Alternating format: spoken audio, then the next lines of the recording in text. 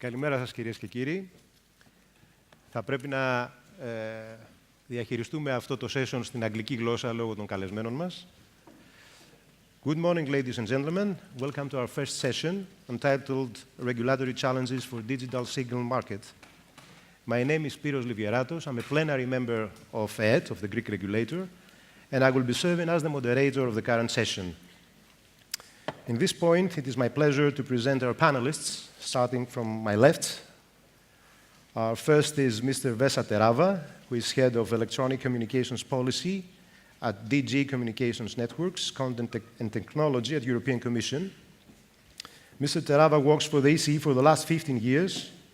Prior to joining the Commission, he worked at the permanent representation of Finland to the EU and at the Ministry of Transport and Communications in Finland. Our second is Mr. Johannes Kungl, who is Vice Chair at BEREC. Mr. Kungl is CEO for Telecommunications and Postal Services of the Austrian Regulatory Authority for Broadcasting and Telecommunications and looks back on more than 15 years of experience in the Austrian telecommunications industry, working in the field of legal and regulatory affairs for several fixed line and mobile operators. Third is Dr. Wilhelm Eschweiler, who is Vice President at NEDZA, which is the German regulatory authority. Dr. Eschweiler was chair of BEREC for 2016. His responsibility includes telecommunications and rail, and prior to that, he was responsible for the European ICT policy in the Federal Ministry of Economics and Energy. Fourth is Mrs. Marta Capello, who is Director of Public Policy at ETNO.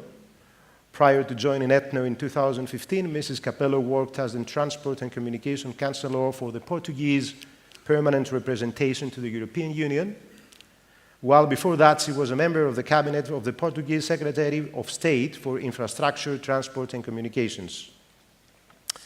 Fifth is Mr. Jonas Wessel, who is Director of Public Policy, who is Vice President at Radio Spectrum Policy Group for the years 2016 and 17. Mr. Wessel is Director of the Spectrum Department at the Swedish Post and Telecom Agency. He has been one of the driving forces behind the transformation of spectrum management in Sweden and has also been working with these issues internationally. And sixth is Mrs. Tiziana Talevi, who is Director of Regulatory Affairs at ΕΕΤΤ. Mrs. Talevi has worked in the telecommunications industry with experiences in Telecom Italia Sparkle, Infostrada, while since April 2007 she's been Director of Regulatory Affairs of Fastweb, a fixed and mobile operator in Italy. In this point, let me provide you with some logistics information. Our session will be lasting for 90 minutes, about 90 minutes, minus the 5 I've spoken so far. Let's make it 85. We'll keep 10 minutes at the end to take some questions from the audience. There will be a keynote presentation, and following that, each one of our panelists will share his initial views in a short speech. After that, I will make some questions. Before we start, I would like to make a very short introduction, because we are here for listening, our guests and not me. In last September, the European Commission published its proposal for a directive establishing the European Electronic Communications Code with the intention of substantially revising the existing regulatory framework for communications markets. The European Commission set a broad and ambitious vision for the EU digital single market and its electronic communications sector, aiming at creating a European gigabit society and at making the EU leader in the development of 5G. Europeans expect a fast and reliable internet connection wherever they are, and in this context, the Commission has put forward 3 strategic connectivity objectives, glancing at 2025. First, access to extremely high gigabit connectivity for all corporate users. Second, download speed of at least 100 megabit for all European households. And third, uninterrupted 5G coverage of all urban areas as well as major roads and railways. Massive investments should be made to meet these objectives, and therefore the proposed new code has to enable attracting investments which could result in a significant increase of EU GDP and new jobs. The purpose of this panel is to hear from some of the key stakeholders their views and comments on the framework and be informed of any possible propositions or amendments that they would suggest as the discussion on the framework goes on. Moving quickly along to our session, you'll be hearing a presentation from our keynote speaker, Mr. Terävä, who will be speaking to us on the session topic. Mr. Terävä.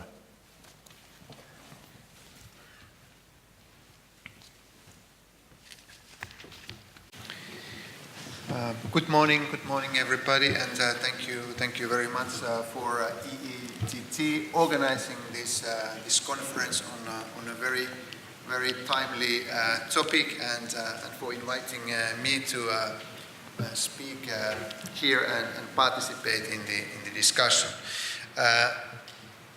We are now. This is timely because we are now in the middle of the co-legislative process and approaching very important moments in the negotiations.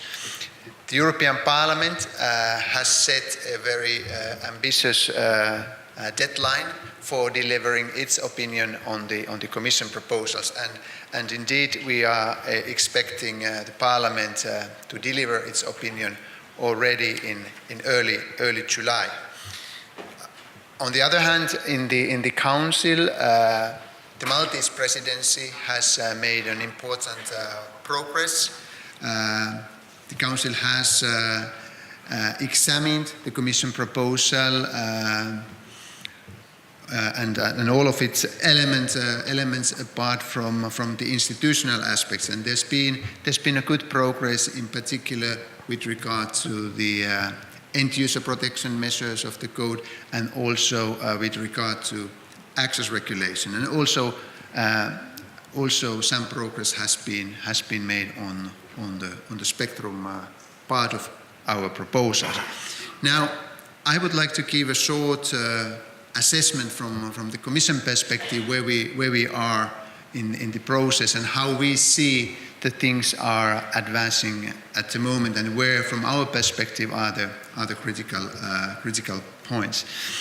So, the proposal, as I suppose most of you know very well, is composed of 3 or maybe 4 pillars.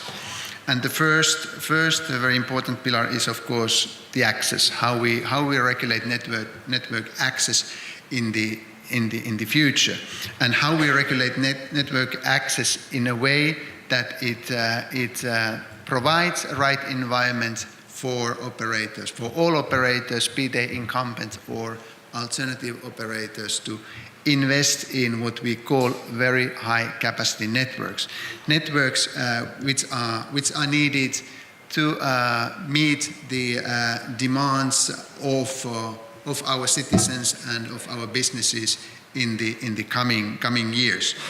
And why we need to have a focus on investments, which, by the way, is something which overall all stakeholders and also the co-legislators agree on. Why we need to put a focus on investments.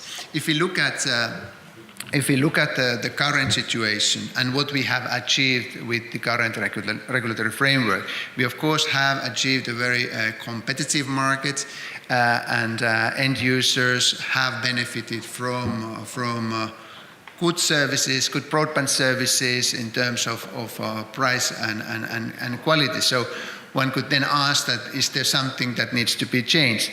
And our assessment when we prepared our proposal was that yes, there is something we need to change, because the investment needs for the coming years are so important that if we don't emphasize the favorable investment environment, we probably don't have in the future networks, fixed or wireless networks, which we would need in order to respond to the requirements and demands of new connectivity services, Internet of Things, machine to machine, and cloud computing, and whatever you have in the perspective. And in particular, if we look at what we have achieved in terms of next generation network rollout and take-up, I think there is a common understanding that more needs to be done. Already in the light of the objectives the Commission set in 2011 in the digital agenda, and now in particular in light of the objectives the Commission has set out in the communication last year supporting the Commission proposal. Before going to spectrum, few words on what are the current challenges as we see. As I said, both co-legislators very much welcome the emphasis on connectivity and on investments in a competitive environment. So I think the starting point is very well for the negotiations and for reaching a good compromise at the end of the process. However, it's always, when it comes to details, things get more complicated. In the Commission proposal, we put forward few measures, not that many measures in fact, few measures which we believed would be important to give, first of all, legal certainty and predictability for the stakeholders to invest in networks, and also give the necessary political signal that investments in new networks is high on the agenda. We proposed, for instance, that in the future the regulators would have a more focused, geographically focused approach to regulation. We know that the way new networks are deployed, the deployment varies very much from one country to another, but it also varies a very lot within our member states, and therefore, probably more than ever, we need to look at markets in a more localized way. This was one of the proposals. Also, there's an emphasis, an accent put on infrastructure-based competition, which I believe, again, most people would agree is the most sustainable way of providing competitive markets for the benefit of end users. We provided, to our mind, clarification how symmetric regulation should be applied, how regulation should primarily focus on resolving the problems very deep in the network, so that there would be a possibility for all operators, also for alternative operators, to roll out their own networks. And we also try to address the investment challenge in the areas which are not commercially so easy to address, in the rural areas and semi-rural areas. And there we put forward some proposals on the co-investments and on the treatment of wholesale-only operators. So these were the measures we put forward, and now the discussions in the Council put under question almost all of these measures. And that, of course, is fair enough. The Commission proposal probably was not the perfect one, but just putting aside and giving away of these ideas is something which we believe would not give the right signal to the market. There's always scope for improvement, but just diluting altogether the proposals which were aimed at incentivizing and providing a good environment for investment is somewhat worrying to us. And then on the other side, the discussion at the moment shows that there is a need for new measures, new ways to intervene in the market. And that, of course, is something also which we take a bit cautiously. I think the S&P framework, as we currently have, together with the symmetric rules, should provide the stable and predictable environment for investments and competition to evolve, and creating new elements and new means to intervene is somewhat worrying. Then moving on spectrum. Again, this is an area where I don't see big differences in terms of objectives and what different stakeholders and co-legislators want to achieve. I think there's a common understanding that in the future, spectrum needs to get into market quickly and in a more consistent way across Europe compared today, and that we need an environment which provides, again, investment certainty and legal predictability for investors. So this is all something everybody agrees. Also, there seems to be an agreement also from the member state side, who traditionally always took Commission proposals to enhance coordination at the European level in a more cautious way. There is an understanding that more coordination is needed, in particular in the new era of 5G. But again, the way this should be achieved is something which creates rather intensive discussions on one side in the Council, and also to a certain extent also in the Parliament. And it's going to be interesting to see what the telecom ministers will say on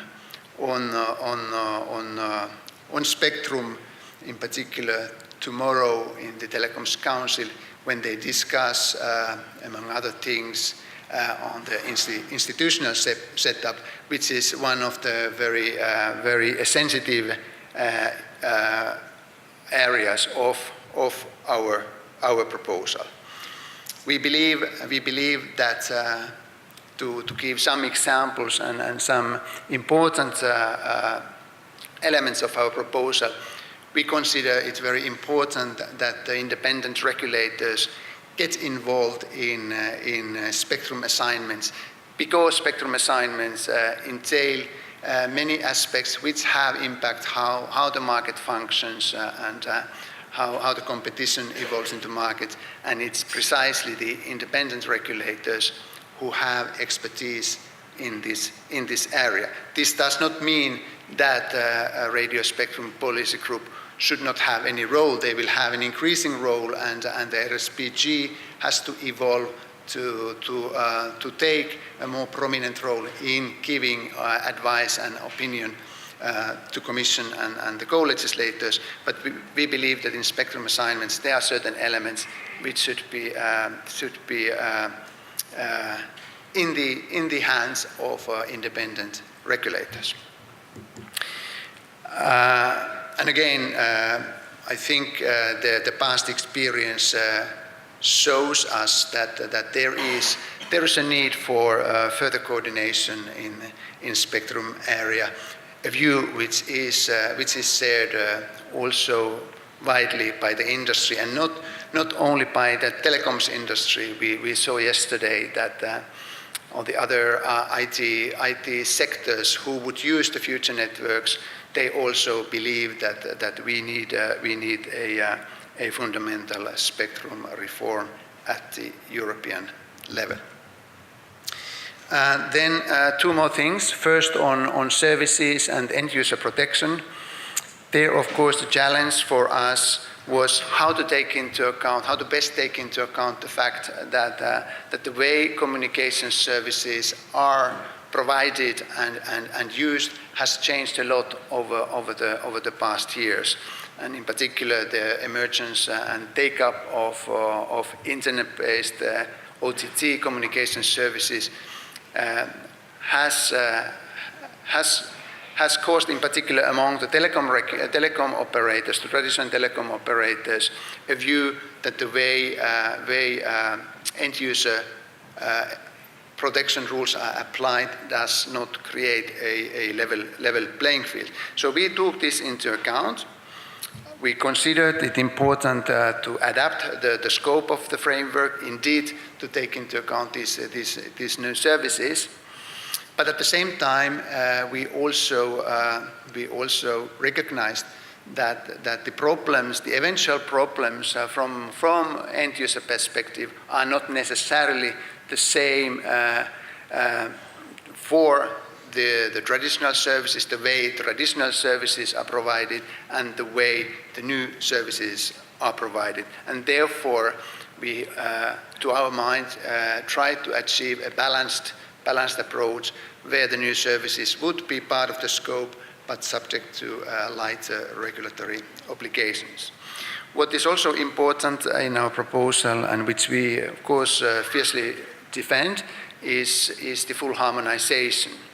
In particular because the services are increasingly of cross-border nature, it would be very important to have a common set of rules across the member states, so as to provide legal certainty for the providers and encourage also new service providers to enter in the market and provide services on a cross-border basis.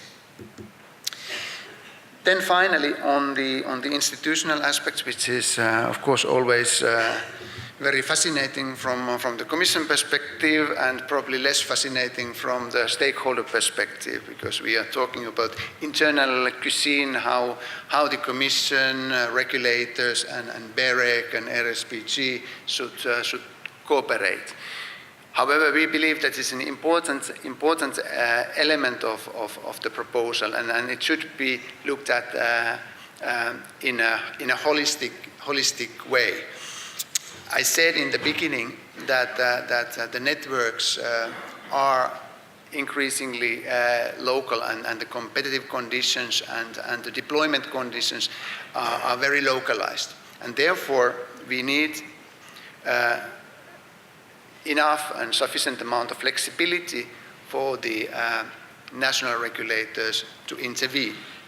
But on the other hand, in return of this flexibility, there's also the internal market aspects and the legal predictability aspects. And for that, we need also, on the other hand, to ensure consistency. And therefore, while we strengthen the role and powers and competencies of national regulators, we also believe that we need to enhance the institutional setup at the European level to make sure that in similar circumstances we address issues in a similar way, and equally, and if not more importantly, to make sure that regulators and authorities in the member states can learn from each other and can adapt best practices, of course, taking into account their local circumstances. And Commission made of course proposals in this respect. For instance, changing the institutional setup for BEREC, which of course has been heavily criticized by my dear BEREC colleagues participating in this panel, but also by other participants to the discussion. And I don't think we expect, as I said, we have not yet discussed in the detail, but I don't think we expect big applause from the member states when we go into the details of BEREC regulation. However, I would like to emphasize that our proposal puts the regulators, the independent maintains the focus on independent regulators. They are the key actors. They will be the key actors also in our institutional setup. The Commission, of course, has an interest in participating the work of BEREC. The Commission has been participating and would very much like to participate also in the future, but it does not mean that we want to intervene and dictate what BEREC should do. So overall, what we want to achieve with the institutional setup is an effective system for electronic communications regulators, and this means a balanced approach for one side ensuring the independence of individual national regulators, and then on the other hand to make sure that everything works smoothly together so that we provide the very much needed legal certainty at the European level. So this is where we are at the moment. As I said, Parliament is making a very good progress. On the Council side, the Estonian presidency will take over the leadership in the negotiations in a few weeks. They have set a very ambitious agenda, and I believe they would like to complete and conclude the discussions in the Council side after the summer break, so that they could enter into informal, we call them informal trialogues, before the Council takes the formal position. So informal trialogues with the Parliament in late August, so that good progress could be made by end of this year. Thank you.